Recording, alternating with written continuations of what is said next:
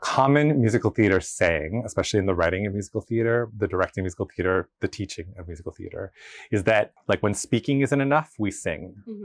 When singing isn't enough, we dance, right? Those are some of the basic principles of the way that integrated musicals have worked.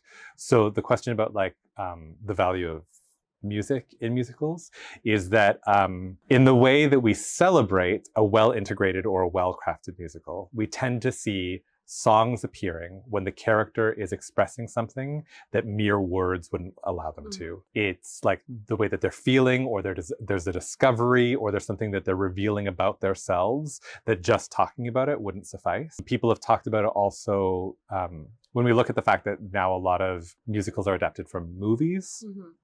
One of the ways, if you were going to do an adaptation, one of the ways to identify where a good place for a song would be in a movie is like, when is there a close-up in film?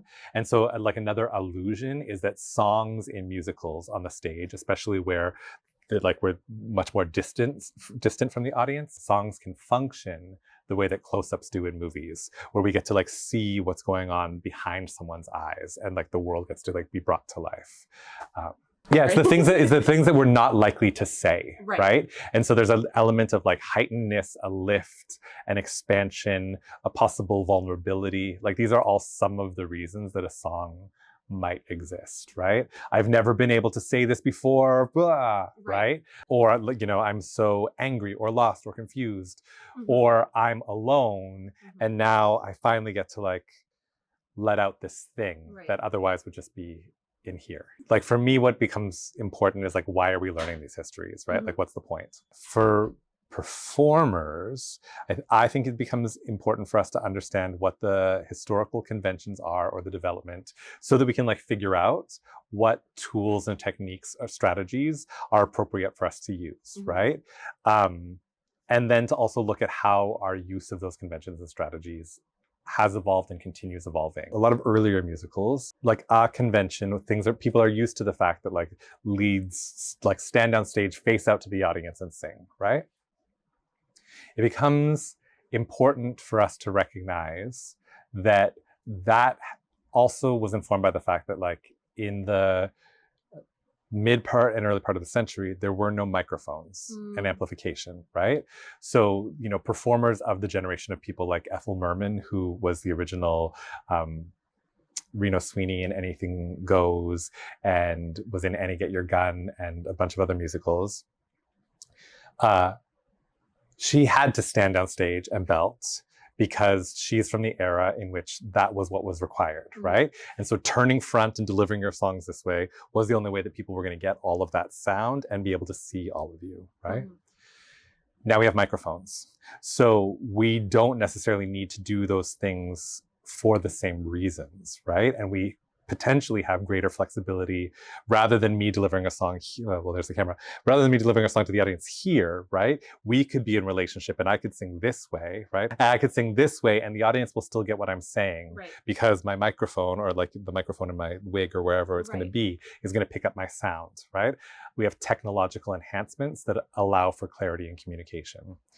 So to know, you know, when some of those things happen, right, we could use the information that I just talked about to decide what kind of style of presentation are we doing? Am I trying to purposely build on or pull on conventions that would be familiar to performance practices of the early part of the century?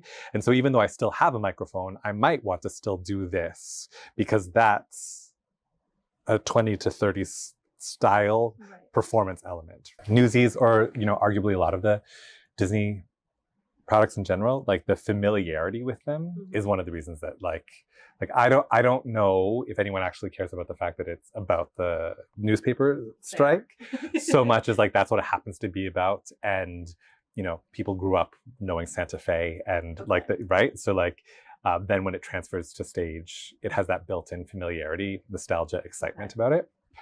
Hamilton becomes a totally different and interesting one. It's one that I think about often. There's like literally like historians on Hamilton, how a blockbuster musical is restaging America's past. Like musical theater scholarship is looking at that musical, right?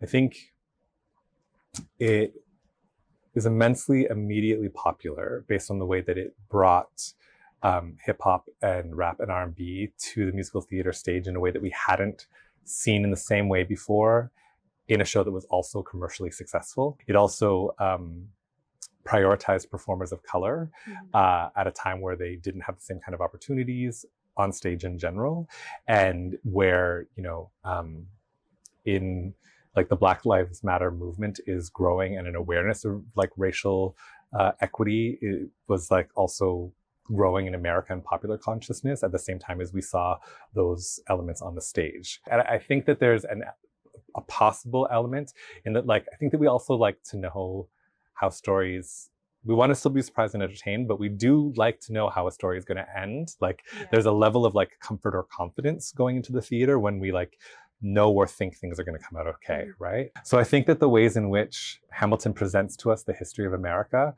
but disguised in popular contemporary music and with people of color, the musical also holds up ideals of white supremacy in a way that audiences, especially the predominantly white audiences that can afford to go to Broadway, are going to find like comforting, familiar. Hamilton got to do two things at once. One was celebrate performers and stories of color, but also I think it got to like speak to and comfort white audiences in the way that it tells a white story, but with it, like, it allows us to believe that we're in an era of racial and social progress. While Obama is the president and all of those things, it supports neoliberal values without necessarily critiquing or interrupting them. Some of the things I think are really conscious about why people like respond well to the musical, right? And there's a lot of exciting things that it does.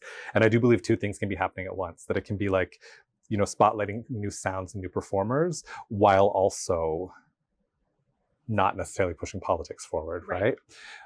And that second thing, I think, allows some people to unconsciously feel good about what they're seeing. It's comforting without knowing that it is or why it is. Right.